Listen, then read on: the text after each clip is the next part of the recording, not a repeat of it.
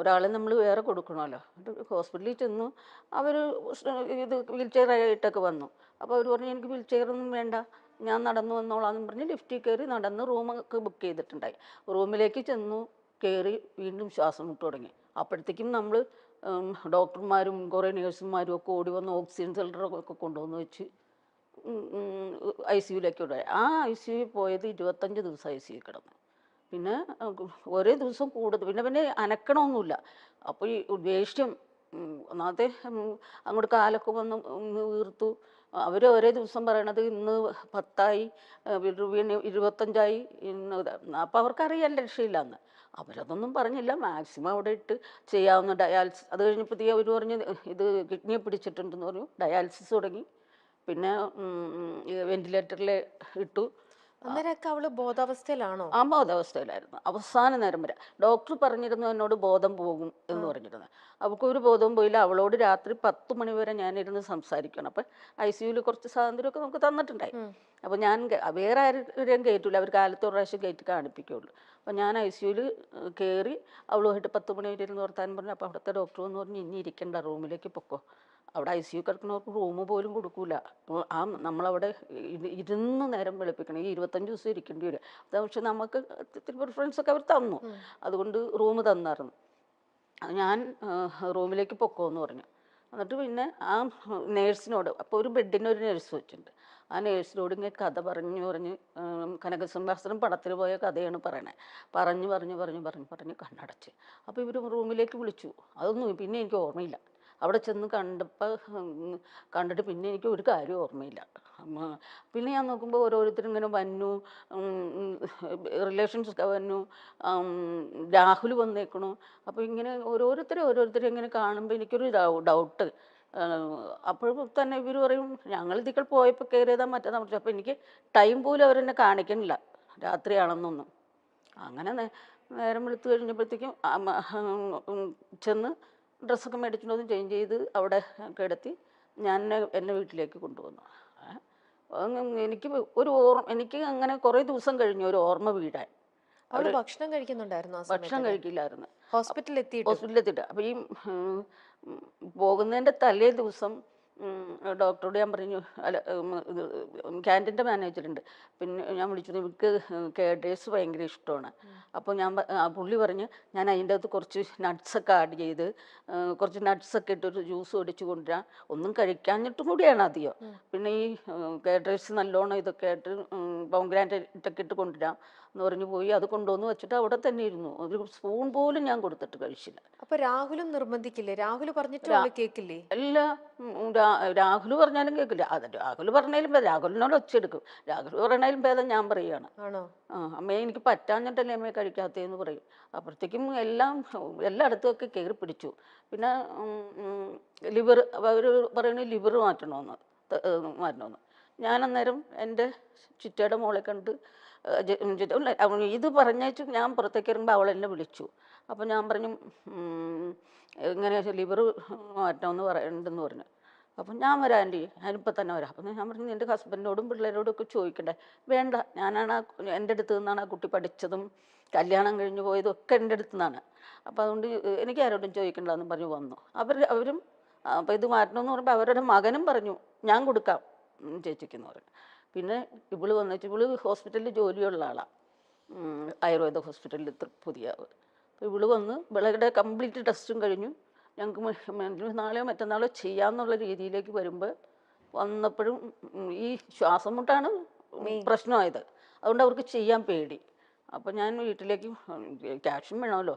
അപ്പം വീട്ടിലേക്ക് ഒരാളോട് ക്യാഷ് എടുത്ത് വെച്ചേക്കാൻ പറഞ്ഞ് അത് മേടിച്ചുകൊണ്ട് ഞാൻ, അപ്പോൾ മോനും മരുമോളും കൂടി റൂമിൽ നിന്നു. അപ്പം ഞാനത് മേടിച്ചുകൊണ്ട് വീട്ടിൽ നിന്ന് ഇറങ്ങിയപ്പോൾ തന്നെ ഹോസ്പിറ്റലിൽ നിന്ന് വിളി വന്നു, ഇവിടെ ഒന്ന് വേഗം വരണം എന്ന് പറഞ്ഞുകൊണ്ട്. അപ്പം 4:30, ഞാൻ പറയും 4 മണിക്ക്. അപ്പോൾ ഞാൻ പറഞ്ഞു 4:30 ആവും അവിടെ എത്തുമ്പോഴത്തേക്കെന്ന് പറയും. 4:30 ഞാൻ ചെന്നപ്പോഴത്തേക്കും ഡോക്ടേഴ്സ് എല്ലാം കൂടിയിരിപ്പുണ്ട്. അവരെന്നോട് പറഞ്ഞു ഇപ്പം ചെയ്യാൻ പറ്റില്ല. അപ്പോൾ അവളുടെ ടെസ്റ്റിംഗ് എല്ലാം കഴിഞ്ഞ് പേപ്പേഴ്സ്, അതായത് 101 പേപ്പർ വെച്ചിട്ട് 7 ഫയൽ വേണം. 107 ഫയലാണെന്ന് എനിക്ക് തോന്നുന്നു. പല ഇങ്ങനെ MLA MP അങ്ങനെ ഒത്തിരി പേര്. സുരേഷ് ഗോപിയൊക്കെ വിളിച്ചു പറഞ്ഞു, ഇവിടെ ജോർജിൻ്റെ മകൻ്റെ പേര് ഹൈബിയാണ്. ഹൈബീഡൻ. ഹൈബിയാണോ? ഹൈബീഡൻ ഡൽഹിയിൽ നിന്ന് വന്നു, ഒപ്പിട്ട് കൊടുത്തു. ഒരു ദിവസം കൊണ്ട് ഞങ്ങൾ പേപ്പറെല്ലാം ശരിയാക്കി. രാത്രി മുഴുവൻ രാഹുലും മോനും കൂടി കിടന്ന് ഓടി പേപ്പേഴ്സ് എല്ലാം റെഡിയാക്കി. 7 ഫയലും റെഡിയാക്കി. 7 ഫയലിൽ ഒരെണ്ണം നമ്മുടെ കയ്യിൽ വെച്ചിട്ട് ബാക്കി അവിടെ ഹോസ്പിറ്റലിൽ കൊടുക്കണം.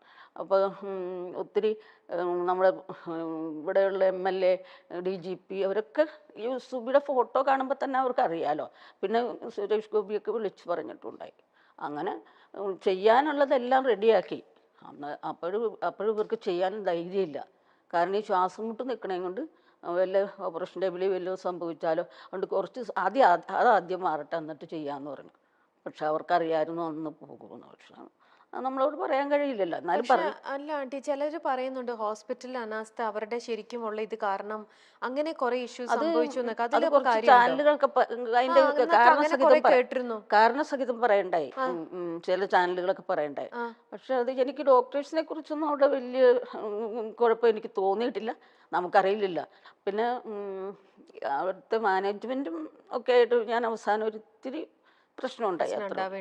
അത് വേറെ ഒന്നുമില്ല. അത് ഒരു ഗ്യാസിൻ്റെ പ്രശ്നം. അത് 2 ആഴ്ച കഴിഞ്ഞിട്ടാണ്. അത്രേ ഉള്ളൂ. അല്ലാതെ വേറെ അവിടെ ഡോക്ടേഴ്സിനെ കുറിച്ചൊന്നും എനിക്ക് പരാതിയൊന്നുമില്ല. അപ്പം പിന്നെ അത് കഴിഞ്ഞപ്പോൾ ഇതിൻ്റെ അടിയിൽ എല്ലാവരും എഴുതണ്ട്, നിങ്ങൾക്ക് ഫിലിപ്പകസിനെ അവിടെ കാണായിരുന്നില്ലേ, അല്ലെങ്കിൽ അദ്ദേഹത്തിൻ്റെ മകനുണ്ടായിരുന്നല്ലോ കാണാൻ. എന്നാൽ ഫിലിപ്പകസിനെ ഞാൻ കാണണേ. എനിക്കിതൊന്നും അന്നേരം തോന്നിയില്ല. അവിടെ അവർ കുറേ ഡോക്ടർമാരുണ്ട്. പിന്നെ എൻ്റെ നെയ്ബറായിരുന്നു ഒരു ഡോക്ടറുണ്ട്, രാമചന്ദ്രൻ എന്ന് പറഞ്ഞിട്ട്. പുള്ളി അമൃതയിലായിരുന്നു. അപ്പോൾ ആദ്യം ഒരു അമ്മയുടെ അനിയത്തി ഒരു കൊച്ചിന് കരൾ കൊടുത്തൊക്കെ ഭയങ്കര വാർത്തയൊക്കെ ആയില്ലേ. അന്നേരം ഈ രാമേന്ദ്രൻ സാറിൻ്റെ ഒക്കെ ഫോട്ടോ അവിടെ ഉണ്ടായി. എൻ്റെ നെയ്ബറും ആയിരുന്നു. അപ്പോൾ ആ പുള്ളിയൊക്കെ ഉണ്ട്. എനിക്കതിന് വലിയ കുഴപ്പം തോന്നിയില്ല. അവസാനം അവർ എന്നോട് പറഞ്ഞു, നിങ്ങൾക്ക് വേറൊരു ഓപ്ഷൻ ഉണ്ടെങ്കിൽ നോക്കാം. എവിടെ കൊണ്ടുപോകാനാ?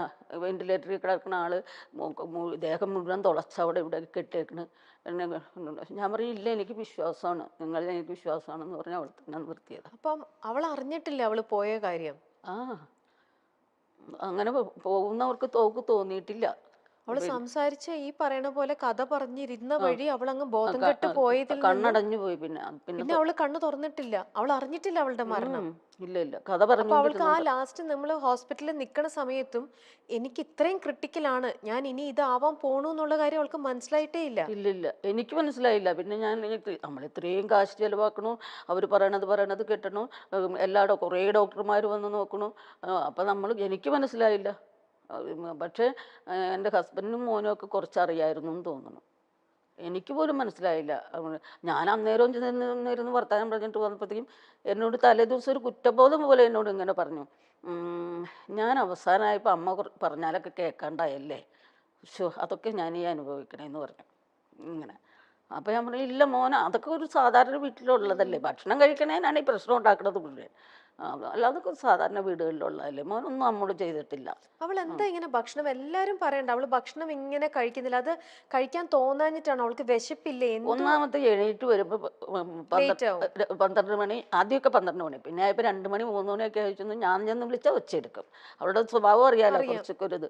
അപ്പോൾ ഞാൻ ചെന്ന് വിളിച്ചാൽ പ്രശ്നം ഉണ്ടാക്കും. അപ്പോൾ ഞാൻ കൊച്ചിനെ ഭയങ്കര ഇഷ്ടം. അവളെ പോലെ തന്നെ ഇരിക്കണേ. അപ്പോൾ കൊച്ചിനെ കയറ്റി വിട്ടിട്ട് കൊച്ച് വാതിലെ കിടന്ന് ഇടിക്കുമ്പോൾ അവൾ എഴുന്നേറ്റ് കൊച്ചിനെ എടുത്തുകൊണ്ടങ്ങ് പോകും. അന്നേരം പിന്നെ ഞാൻ ആ ഹോസ്പിറ്റലിൽ കിടന്നത് ഒത്തിരി പ്രശ്നമായി.